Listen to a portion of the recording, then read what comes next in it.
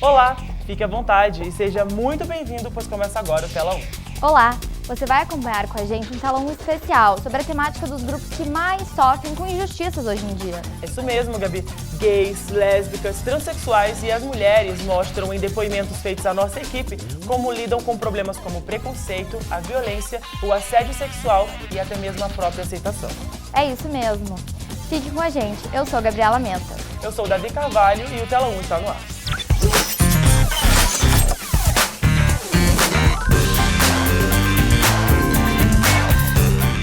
O enfrentamento da violência de gênero ainda é um dos maiores desafios para a consolidação dos direitos humanos no Brasil. Olha, Gabriela, e para piorar, alguns políticos têm tomado decisões bastante conservadoras. Exemplo disso é o deputado Eduardo Cunha, que criou um projeto de lei que dificulta o aborto legal. Isso, Davi, faz com que a mulher sinta-se completamente indefesa pelo próprio Estado, sem falar em problemas como agressões, a que estão sujeitas, seja dentro de casa ou seja nas ruas. Entenda a discussão sobre o combate à violência e o debate sobre a igualdade de gênero na reportagem de Camila Oliveira. Você já sofreu algum tipo de assédio? Já. Sim. Sim. Sim. Sim. Muitos? Já, muito. De que tipo? Vários. De mexidas extremamente de mau gosto na rua, como tentativa de estupro. Quando eu tinha 5 anos, estava andando na rua com a minha mãe e um cara passou a mão na minha bunda. O primeiro que eu me lembro foi quando o porteiro da minha escola mostrava vídeo pornô pra mim e pra minha melhor amiga. Uma vez estava andando na rua, várias vezes chamaram de gostosa e comentários que a gente não estava pensando em ouvir naquele horário. Passados 9 anos desde a promulgação da Lei Maria da Penha, os índices de violência contra a mulher continuam preocupantes. Segundo o Instituto de Pesquisa Econômica Aplicada, a cada 1h30 uma mulher é assassinada no país. Esses dados revelam que novas estratégias devem ser adotadas no enfrentamento da violência de gênero. Cerca de 92 mil mulheres foram assassinadas no Brasil entre 1980 e 2010. De acordo com a Organização Mundial da Saúde, ocupamos o 7º lugar na lista dos 84 países com o maior nível de violência contra a mulher. Decisões políticas também têm atrapalhado a luta pela igualdade de gênero.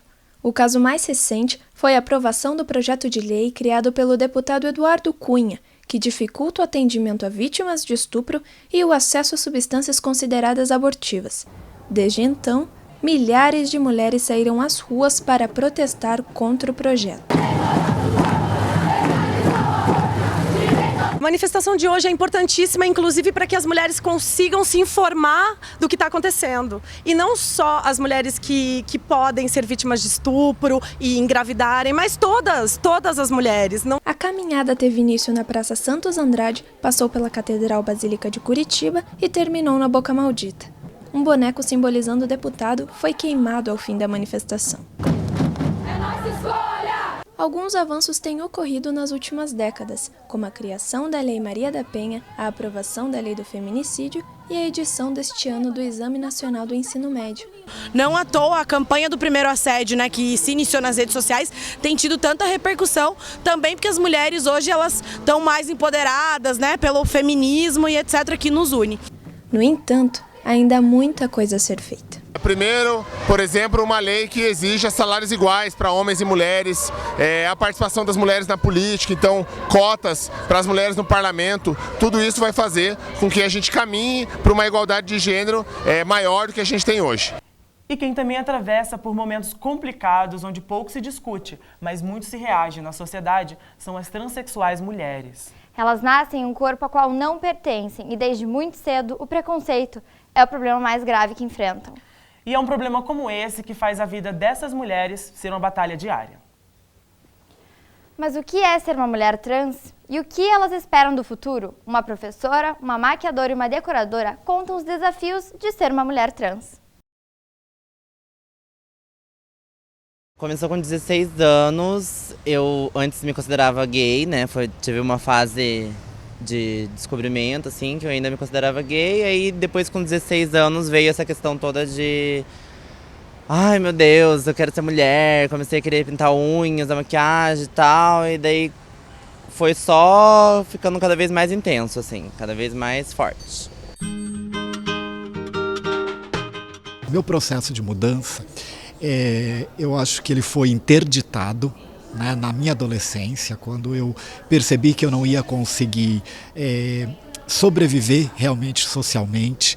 E então eu interditei esse meu processo de mudança e procurei assumir uma personagem, né, que seria uma personagem masculina, um menino, por mais com muitos trejeitos, né, e aí seria um menino gay, muito afeminado, mas ainda com uma certa aceitação social. Como eu sempre fui muito feminina, desde pequena, eu cresci como uma menina mesmo. Então, eu era criança e minha mãe comprava calça de menino pra mim, mas tinha que apertar a cintura porque eu tinha a cintura muito fina e tal. Então, sempre fui muito feminina. Quando eu me diagnostiquei transexual, foi totalmente natural, assim, eu começar a me vestir como mulher, fazer todo o tratamento, deixar o cabelo crescer. Maria, Maria é um dom, uma certa magia, uma força que nos... A felicidade depende de muito pouco, talvez, né? Depende de você querer ser quem você é. E foi nesse momento que eu me apeguei, né, e me vi como realmente eu gostaria de ser. E aí o processo veio se desenvolvendo, então, há 1 ano e meio, uma ideia de que eu faria uma transição social para 2016, né? Então, assim, vinha tudo num processo muito bem organizado, que eu sempre tive a minha vida muito bem organizada, né? Todas as coisas muito bem organizadas, e eu vinha num processo organizado para fazer a transição social para o ano que vem, para 2016. Tem bastante preconceito, sim, com trans, ainda não é assim aquela coisa vista como comum. As pessoas têm muita curiosidade boba, assim, tipo, até na balada, às vezes, até os próprios gays que eram para ser mais esclarecidos sobre isso, assim, as pessoas acham que eles vão ser mais esclarecidos sobre isso, mas não, tipo, até eu escuto perguntas ridículas, assim, perguntas absurdas em todo tipo de lugar. Quando eu era mais nova, que eu era mais masculina, assim, digamos que eu ainda não fazia tratamento nem nada, era mais difícil, assim, de ser aceita e tal. Mas depois que eu cresci, que eu comecei a fazer tratamento, que meu corpo se desenvolveu e eu comecei a me cuidar mais com relação a ser transexual, eu comecei a passar mais batida, assim, e não sofri muito preconceito. Mas sempre tem alguém que percebe isso em você e que se incomoda de alguma forma, assim, que é uma pessoa frustrada, eu acho, né? Separada na Blitz, né? E entregar os documentos do carro e os documentos e a carteira de motorista, e o guarda ficar questionando, o policial ficar questionando, não é você, né? Então esse documento eu não posso aceitar, a gente vai prender o seu carro, ou alguém vai ter que vir aqui tirar o carro, ou este carro não é seu, né? Então assim, foram perguntas e insinuações muito complicadas que eu tive que ouvir do policial, né? E depois mesmo, mostrando para ele o laudo da psicóloga, a declaração do médico, das mudanças físicas todas, ele me fez descer do carro, né, andar até a viatura, para ele me entregar os documentos e me informar que eu estava liberada. Eu tenho uma autoaceitação, assim, tipo, que eu desenvolvi que não... eu consigo superar, mas outras trans, a maioria não lida muito bem com isso. Então eu tenho o dever de falar pra ele, não faça assim, entendeu? Muito medo eu tenho, às vezes, eu tenho muito problema de insegurança, assim. Não por ser transexual, mas porque é de mim mesmo, sempre fui muito insegura. Mas, por exemplo, em entrevista de emprego, assim, eu tenho medo da reação, porque eu mando meu currículo e tal, né? A minha sexualidade e tudo, mas na hora, assim, é uma situação muito difícil mesmo, você enfrentar a pessoa que vai te entrevistar para uma vaga de emprego. Quando eu me dei conta de que isso não vai mudar agora, de que eu tenho que viver com isso, eu passei a, sabe, me divertir com a situação, assim, tipo, chegar causando na sala. Seria uma questão pessoal minha, é como eu me vejo hoje, né? Eu acho que depois da transição, eu acho que há um encontro comigo mesmo, e esse encontro me tornou diferente. Né, eu percebo isso diferente. Talvez a minha autoestima esteja mais valorizada, eu mesmo consigo me valorizar e me reconhecer muito mais, né, e esse reconhecimento transfere justamente para minhas práticas sociais, eu acredito, né, para minhas relações, para as relações sociais com as pessoas. Todo mundo aceitou numa boa. Eu tive muita sorte, na verdade, de ser transexual. É difícil a própria aceitação, depois ter que lidar com a própria família, se achar completamente estranho e muitas vezes querer se isolar do mundo. O grupo LGBT tem uma luta contra o preconceito dentro de casa e também nas ruas. Mas olha, Gabi, eles conseguem se apaixonar e encontram parceiros para seguirem adiante, juntos nessa estrada nada fácil.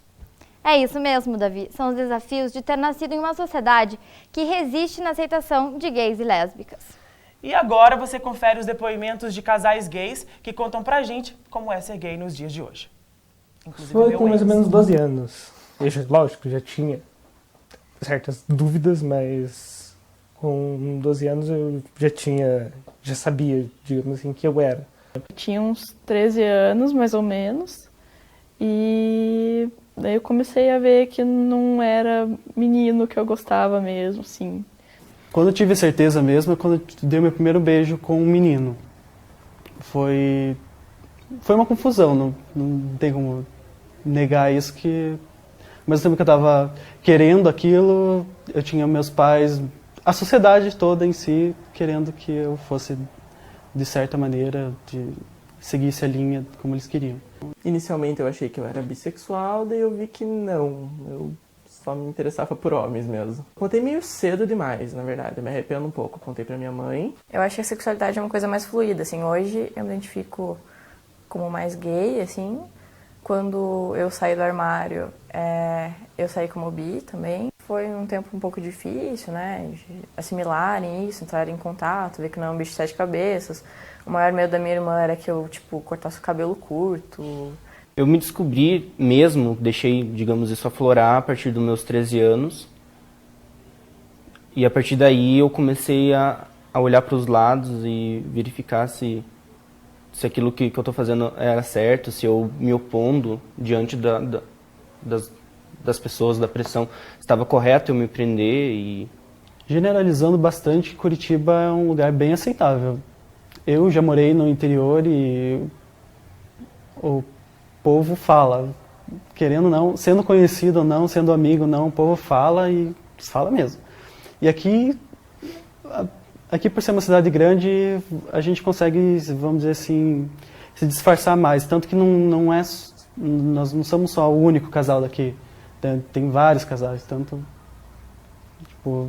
casal gays, lésbicas, então tem bastante. Eu nunca sofri nenhuma violência, tanto verbal quanto física aqui. Sempre foi olhares, risadinhas, coisas assim, nunca passou disso.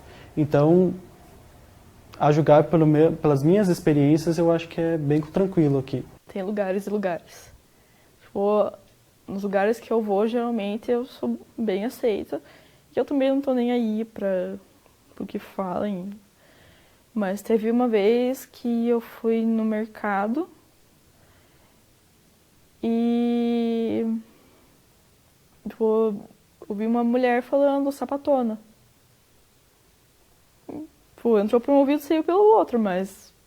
O preconceito vai ter em todo lugar sempre, mas eu acho que é uma cidade bem tranquila para se viver assim, sendo gay. Eu, pelo menos, eu sou meio desligado, então eu nunca notei assim muitos olhares. Às vezes eu me choco quando eu vejo uma opinião muito contra, assim, porque os ambientes que eu frequento normalmente são desses que aceitam, né?